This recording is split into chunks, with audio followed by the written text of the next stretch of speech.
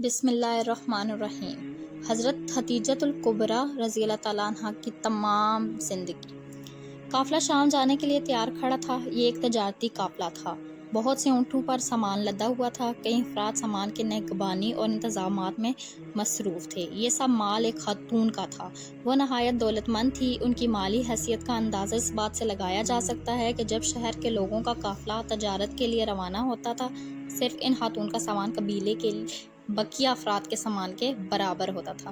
یہ خاتون دولت مند تو تھی ہی، لیکن اس سے اہم بات یہ تھی کہ وہ بہت اچھی عادات اور بہترین اخلاق کی مالکہ تھی۔ بہت سمجھدار اور ہمت والی تھی۔ اللہ تعالیٰ نے انہیں ذہانت کے ساتھ اچھی شکل و صورت بھی عطا فرمائی تھی۔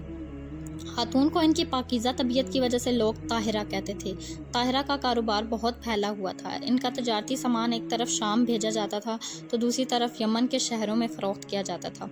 طاہرہ نے اپنے اس پھیلے ہوئے کاروبار کو چلانے کے لیے بہت سے ملازم رکھے ہوئے تھے، لیکن وہ کسی ایسے شخص کی تلاش میں تھی جو بہت دیانتدار ہونے کے ساتھ ساتھ اچھی انتظامی صلاحیتوں کا بھی مالک ہو۔ کچھ عرصے سے طاہرہ ایک دیانتدار اور سچے نوجوان کے چرچے سن رہی تھی۔ ہر فرد اس نوجوان کی تعریف کرتا تھا۔ لوگ اسے امین یعنی امانت دار اور صادق یعنی سچا کہتے تھے۔ لوگ بتاتے تھے کہ یہ نوجوان اپنے چچا کے ساتھ کئی بار تجارتی سفر پر جا چکا ہے۔ اس سے صاف ظاہر تھا کہ اس نوجوان کے لیے تجارت کوئی نئی بات نہ تھی۔ طاہرہ نے فیصلہ کیا کہ وہ اپنا مال تجارت اس نوجوان کو دے کر شام بھیجیں گی۔ انہوں نے نوجوان کو پیغام بھجوایا کہ اگر آپ میرا تجارتی سامان لے کر شام جائیں تو میں دوسروں لوگوں کے مقابلے میں آپ کو دگنا معاوضہ دوں گی۔ نوجوان نے پیشکش قبول کر لی اور اب وہی نوجوان خاتون کا تجارتی قافلہ لے کر شام جا رہا تھا۔ طاہرہ نے اپنے خاص غلام میسرہ کو بھی قافلے کے ساتھ روانہ کیا تھا۔ انہوں نے میسرہ کو تاکید کی تھی کہ قافلے کے نوجوان قائد کا خاص خیال رکھنا، اسے کوئی تکلیف نہ ہونے پائے۔ کچھ عرصے بعد طاہرہ کا مال تجارت لے جانے والا قافلہ شام سے واپس لوٹ آیا۔ یہ سفر بہت کامیاب رہا تھا۔ تمام مال دگنے منافع پر فروخت ہو گیا تھا۔ ایک اور خاص بات یہ تھی کہ قافلے کے ساتھ جانے والا ہر شخص قافلے کے نوجوان سردار کے اخلاق اور اعلیٰ انتظام کی تعریف کر رہا تھا۔ طاہرہ کا خاص غلام میسرہ تو اس نوجوان کی خوبیاں بیان کرتے ہوئے تھکتا نہ تھا۔ طاہرہ نے اپنا وعدہ پورا کیا۔ انہوں نے تجارتی قافلے لے جانے والے نوجوان کو طے شدہ رقم سے بڑھ کر معاوضہ دیا۔ یہی نہیں، انہوں نے نوجوان کی خوبیوں کے اعتراف کے طور پر چند تحفے بھی اسے پیش کیے۔ طاہرہ 2 مرتبہ بیوہ ہو چکی تھی۔ ایک شوہر کے انتقال کے بعد دوسری شادی ہوئی، دوسرے شوہر بھی وفات پا گئے۔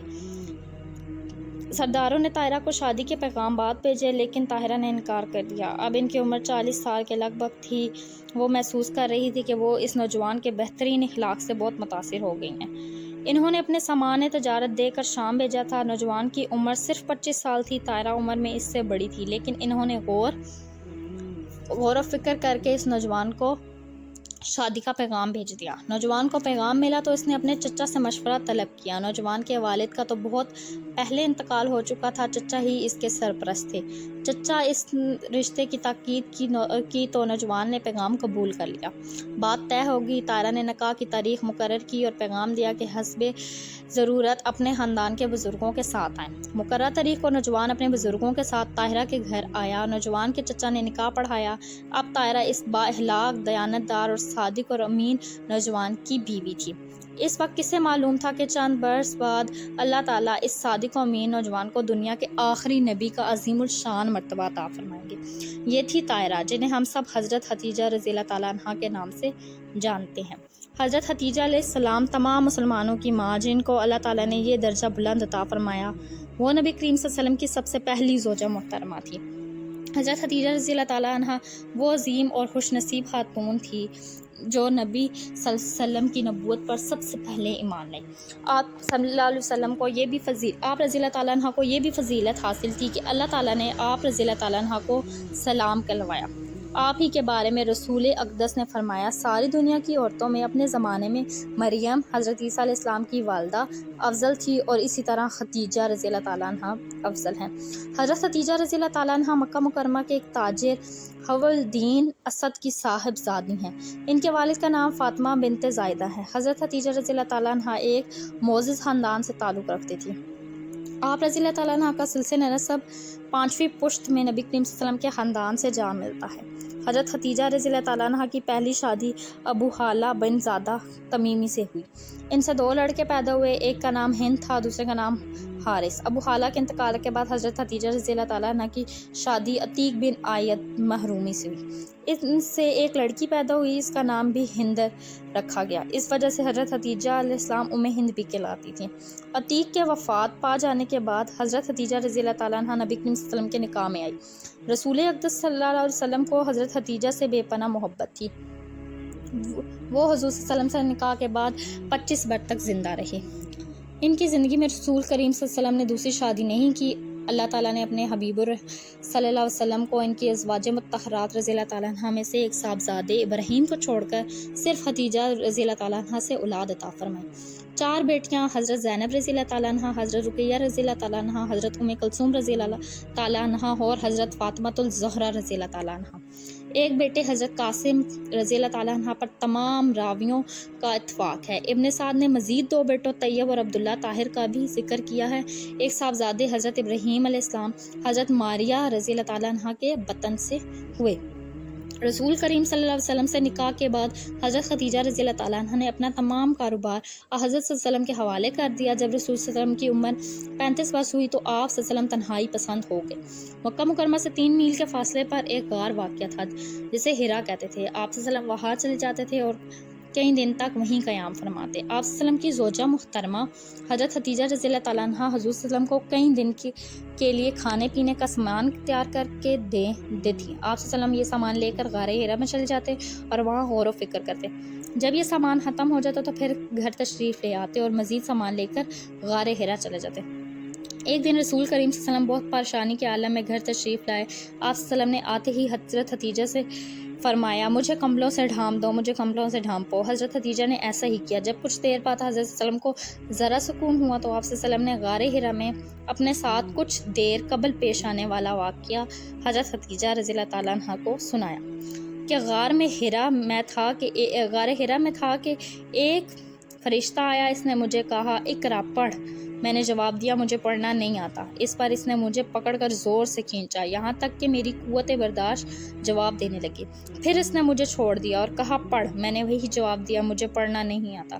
اس نے دوبارہ مجھے کھینچا اور میری قوت برداشت جواب دینے لگی۔ پھر اس نے مجھے چھوڑ دیا اور کہا پڑھ۔ میں نے پھر وہی جواب دیا تو اس نے تیسری مرتبہ اس زور سے کھینچا کہ میں تھک کر چور ہو گیا۔ پھر اس نے مجھے چھوڑ کر کہا پڑھ۔ اس پر میں نے کہا کہ کیا پڑھوں؟ اس نے کہا اقرا بسم ربک الذی خلق، خلق الانسان من علق، اقرا وربک الاکرم الذی علم بالقلم، علم الانسان ما لم یعلم۔ پڑھو اپنے رب کے نام سے جس نے پیدا کیا، جس نے انسان کو منجمد خون سے پیدا کیا۔ پڑھو کہ تمہارا رب نہایت بزرگ کرم والا ہے، جس نے قلم کے ذریعے سے علم سکھایا، اسی نے انسان کو وہ سکھایا جسے وہ نہ جانتا تھا۔ جب تکمیل ہو گئی تو وہ فرشتہ چلا گیا اور یہ عبارت میرے ذہن پر نقش رہ گئی۔ یہ واقعہ حضرت عائشہ نے خود حضور صلی اللہ علیہ وسلم سے سن کر بیان فرمایا، جسے بخاری، مسلم اور دیگر محدثین نے مختلف اسناد کے ساتھ نقل کیا۔ یہ واقعہ سنانے کے بعد نبی کریم صلی اللہ علیہ وسلم نے حضرت ختیجہ رضی اللہ تعالیٰ عنہ سے فرمایا، مجھے اپنی جان کا ڈر ہے۔ یہ ایک نہایت غیر معمولی صورتحال تھی، لیکن اس موقع پر حضرت ختیجہ رضی اللہ تعالیٰ عنہ نے بہت بے حد حکمت اور محبت سے آپ صلی اللہ علیہ وسلم کی دلجوئی فرمائی۔ آپ رضی اللہ تعالیٰ عنہ گزشتہ 15 برسوں سے حضور صلی اللہ علیہ وسلم کے ساتھ تھی۔ بیوی کی نگاہ سے شوہر کی سیرت اور عادات اچھی نہیں رہ سکتی۔ اس موقع پر حضرت ختیجہ رضی اللہ تعالیٰ نے جن الفاظ میں اپنے شوہر کو تسلی دی، حضور صلی اللہ علیہ وسلم کے کردار کی عظمت، حضور صلی اللہ علیہ وسلم کے اخلاق کی بلندی اور آپ صلی اللہ علیہ وسلم کی خوبیوں کا احترام صاف ظاہر کرتے ہیں۔ حضرت ختیجہ رضی اللہ تعالیٰ نے فرمایا، آپ خوش ہو جائیں، اللہ کی قسم آپ کو اللہ کبھی رسوا نہ کرے گا۔ آپ رشتہ داروں سے نیک سلوک کرتے ہیں، سچ بولتے ہیں، امانتیں ادا کرتے ہیں، بے سہارا لوگوں کا بوجھ برداشت کرتے ہیں، محتاجوں کی مدد کرتے ہیں، مہمان نواز ہیں، نیک کاموں میں مدد کرتے ہیں اور مصیبت میں دوسروں کی۔ حضرت ختیجہ رضی اللہ تعالیٰ عنہ نے فرمایا، میرے ایک چچا زاد بھائی ورقہ بن نوفل ان چیزوں سے بہت واقفیت رکھتے ہیں۔ کل صبح ہم ان کے پاس جائیں گے، آپ ان سے اپنا قصہ بیان کیجیے گا، وہ بتائیں سکیں گے کہ یہ کیا چیز ہے۔ ایک روایت کے مطابق اگلی صبح خود حضرت حتیجہ رضی اللہ تعالیٰ عنہ ابو بکر رضی اللہ تعالیٰ عنہ کے ساتھ ورقہ بن نوفل کے پاس بھیجا۔ ورقہ بن نوفل عیسائی عالم تھے، وہ بہت ضعیف ہو چکے تھے اور ان کی بینائی جاتی رہی۔ انہوں نے جب حضور صلی اللہ علیہ وسلم کو سے غار میں فرشتے کی آمد اور آیات کی تعلیم کا واقعہ سنا تو وہ فوراً کہہ اٹھے، یہ وہی ناموس ہے جو حضرت موسیٰ علیہ السلام پر اللہ تعالیٰ کی طرف سے نازل ہوا تھا۔ ایک روایت کے مطابق ورقہ نے یہ بھی کہا، میں گواہی دیتا ہوں کہ آپ وہی نبی ہیں جن کی بشارت حضرت عیسیٰ علیہ السلام نے دی تھی۔ کاش میں اس وقت تک زندہ رہوں جب کہ قوم آپ کو ستائے گی اور آپ کو اپنے شہر سے نکال دے گی۔ رسول صلی اللہ علیہ وسلم نے سوال کیا، کیا سچ مچ میری قوم مجھے اپنے شہر سے نکال دے گی؟ اس پر ورقہ بن نوفل نے کہا، باخدا آج تک جو بھی اس دعوت کو لے کر آیا اس کے ساتھ اس کی قوم نے یہی سلوک کیا ہے۔ اگر میں اس وقت زندہ رہا تو میں تمہاری بھرپور مدد کروں گا۔ ورقہ اس کے ساتھ زیادہ عرصہ نہ جی سکا اور جلد ہی ان کا انتقال ہو گیا۔ ورقہ نے اپنی گفتگو میں لفظ ناموس استعمال کیا تھا۔ یونانی زبان میں توریت کو ناموس کہتے ہیں۔ ورقہ کو سریانی زبان آتی تھی اور انہوں نے سریانی سے عربی زبان میں انجیل کا ترجمہ بھی کیا تھا۔ ان کے کہنے کا مقصد یہ تھا کہ محمد صلی اللہ علیہ وسلم پر جو پیغام نازل ہوا ہے وہ حضرت موسیٰ علیہ السلام پر نازل ہونے والی کتاب توریت سے مشابہ ہے۔ رسول کریم صلی اللہ علیہ وسلم پر پہلی وحی نازل ہونے کے بعد 3 سال تک کوئی اور وحی نازل نہیں ہوئی، لیکن اس دوران حضرت صلی اللہ علیہ وسلم نے اپنے بہت قریبی احباب کو رازداری کے ساتھ اسلام کی دعوت پہنچائی۔ آپ صلی اللہ علیہ وسلم کی دعوت پر سب سے پہلے لبیک کہنے کی سعادت آپ صلی اللہ علیہ وسلم کی زوجہ محترمہ حضرت حتیجہ رضی اللہ تعالیٰ عنہ کو حاصل ہوئی۔ مردوں میں حضرت ابو بکر رضی اللہ تعالیٰ عنہ کو، بچوں میں حضرت علی رضی اللہ تعالیٰ عنہ کو اور غلاموں میں حضرت زید بن حارثہ نے سب سے پہلے اسلام قبول کیا۔ ایک روایت کے مطابق پہلی وحی کے موقع پر حضرت جبرائیل علیہ السلام نے حضور اکرم صلی اللہ علیہ وسلم کو طہارت حاصل کرنے کا طریقہ، وضو کا طریقہ بھی بتایا اور پھر امام بن کر نماز پڑھائی۔ رسول صلی اللہ علیہ وسلم نے حضرت جبرائیل علیہ السلام کی امامت میں نماز ادا کی۔ نبی کریم صلی اللہ علیہ وسلم نے اپنی نبوت کے ابتدائی زمانے میں گوگ کے کھلے شروع نہیں فرمائی تھی، لیکن آپ اپنی زوجہ محترمہ حضرت حتیجہ کے ساتھ نماز ادا کرنے لگے تھے۔ ابن الاسیر کے مطابق چاشت کی نماز آپ صلی اللہ علیہ وسلم ہر میں ادا فرماتے تھے کیونکہ یہ نماز قریش کے مذہب میں جائز تھی۔ سیرت کی کتب میں یہ روایت بھی ملتی ہے کہ رسول صلی اللہ علیہ وسلم نے اور حضرت حتیجہ رضی اللہ تعالیٰ عنہ دونوں نے کعبہ کے سامنے نماز پڑھا کرتے تھے اور لوگ انہیں غیرت سے دیکھتے تھے۔ اس وقت تک قرآن پاک کی وہ آیات نازل نہیں ہوئی تھی جن میں بت پرستی کو برقرار دیا گیا تھا، اس لیے مکہ مکرمہ میں حضور صلی اللہ علیہ وسلم سے قیمتی پیدا نہیں ہوئی۔ بعد میں نبی کریم صلی اللہ علیہ وسلم شہر سے باہر جا کر یا کسی پہاڑ کی گھاٹی میں چھپ کر نماز ادا فرمانے لگے۔ حضرت حتیجہ رضی اللہ تعالیٰ عنہ بھی آپ صلی اللہ علیہ وسلم کے ساتھ ہوتی تھی۔ ایسے موقع پر حضرت علی رضی اللہ تعالیٰ عنہ حضرت صلی اللہ علیہ وسلم اور حضرت حتیجہ کا پیچھا کرتے ہوئے گھاٹی تک پہنچ جاتے تھے اور وہ بھی اس نماز میں شامل ہو جاتے تھے۔ کچھ عرصے بعد اللہ تعالیٰ نے نبی کریم صلی اللہ علیہ وسلم کو حکم دیا اپنے قریبی رشتہ داروں کو اللہ سے ڈرائیں، یعنی ان تک اسلام کی دعوت پہنچے۔ رسول اکرم صلی اللہ علیہ وسلم نے حضرت علی رضی اللہ تعالیٰ عنہ کو حکم دیا بازار سے اشیاء خرید کر لائیں، پھر اپنی زوجہ محترمہ حضرت حتیجہ سے فرمایا کہ ان اشیاء سے ضیافت کا اہتمام کریں۔ پھر حضرت علی کو بھیجا کہ خاندان کے تمام گھروں میں جائیں اور انہیں دعوت دیں کہ فلاں دن اور فلاں وقت کھانے کے لیے میرے گھر آئیں۔ مقررہ دن بن ہاشم اور بن عبد المطلب کے لوگ کھانے پر آئے۔ حضرت صلی اللہ علیہ وسلم نے سب کو اسلام کی دعوت دی، لیکن ابو لہب نے بد زبانی کی اور محفل درہم برہم ہو گئے۔ صرف حضرت علی رضی اللہ تعالیٰ عنہ نے رسول صلی اللہ علیہ وسلم کا ساتھ دینے کا اعلان فرمایا۔ اس کے بعد کفار مکہ نے حضرت صلی اللہ علیہ وسلم اور آپ صلی اللہ علیہ وسلم کا ساتھ دینے والوں کی مخالفت شروع کر دی اور وقت گزرنے کے ساتھ ساتھ اس مخالفت میں شدت آتی گئی۔ نبی کریم صلی اللہ علیہ وسلم آپ صلی اللہ علیہ وسلم کے صحابہ کرام کو طرح طرح کی تکلیف دی جانے لگی۔ صلی اللہ علیہ وسلم کو دکھ پہنچانے والوں میں آپ صلی اللہ علیہ وسلم کے اپنے چچا ابو لہب اور ابو جہل پیش تھے۔ ابو لہب حضور صلی اللہ علیہ وسلم کے مکان کے دروازے پر اور راستے میں گندگی اور غلاظت پھینک دیتا۔ وہ ہر اس جگہ رسول صلی اللہ علیہ وسلم کے پیچھے پیچھے چلا آتا جہاں آپ صلی اللہ علیہ وسلم تبلیغ فرما رہے ہوتے اور شور مچا کر اور حضور کے خلاف باتیں کر کے لوگوں کو آپ صلی اللہ علیہ وسلم کی باتیں سننے سے روک دیتا۔ کبھی نماز کی حالت میں اونٹ کی اوجری رسول اقدس صلی اللہ علیہ وسلم کی پشت مبارک پر رکھ دی جاتی تو کبھی آپ صلی اللہ علیہ وسلم کی گردن میں چادر ڈال کر اس شدت سے بال دیے جاتے۔ کفار مکہ کے اکسانے پر لڑکے نے حضرت صلی اللہ علیہ وسلم کا پیچھا کرتے اور آپ صلی اللہ علیہ وسلم پر پتھر برساتے۔ فطری بات یہ ہے کہ کفار مکہ کی جانب سے ان اعزار ساتھیوں پر رسول کریم صلی اللہ علیہ وسلم کو دکھ ہوتا، لیکن ایسے ہر موقع پر حضرت خدیجہ رضی اللہ تعالیٰ عنہ نے اپنے رفیق حیات نبی برحق صلی اللہ علیہ وسلم کی ڈھارس بندھاتی، آپ صلی اللہ علیہ وسلم کو تسلی دیتی۔ خود نبی کریم صلی اللہ علیہ وسلم فرماتے ہیں، میں جب کفار سے کوئی بات سنتا اور وہ مجھ کو ناگوار محسوس ہوتی تو میں خدیجہ سے کہتا، وہ اس طرح میری ڈھار بن جاتی کہ میرے دل کو تسکین ہو جاتی، اور کوئی رنج ایسا نہ تھا جو خدیجہ کی باتوں سے آسان اور ہلکا نہ ہو جاتا۔ اس سے ایسا ظاہر ہوتا ہے کہ رسول اقدس صلی اللہ علیہ وسلم پر منصب نبوت کی بھاری ذمہ داری کے آسان بنانے میں حضرت خدیجہ نے بہت اہم کردار ادا فرمایا۔ جب کفار مکہ تمام تر مظالم کے باوجود مسلمانوں کو اسلام ترک کرنے پر آمادہ نہ کر سکے اور اسلام کی دعوت کو پھیلنے سے نہ روک سکے، تو انہوں نے آپس میں صلاح مشورہ کیا اور فیصلہ کیا کہ نبی کریم صلی اللہ علیہ وسلم کے خاندان میں بنی ہاشم کا مقاطع بائیکاٹ کیا جائے گا۔